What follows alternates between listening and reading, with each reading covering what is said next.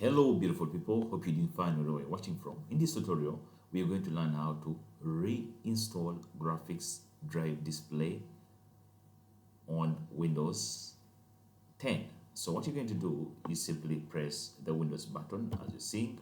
When you press the Windows button, you go ahead and type in Device Manager. So you type in Device Manager, you have to click on it.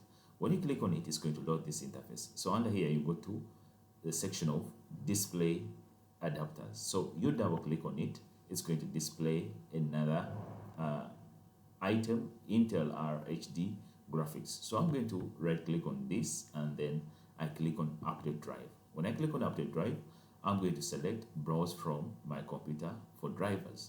So I select that, then I go here, I select this option. Let me pick from a list available on my computer. So I select that.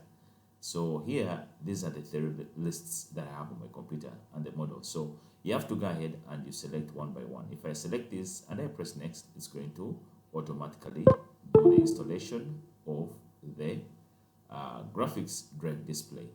So once it's done, you click on close. So you go ahead, you do the same procedure, browse from computer, then you go to the next model.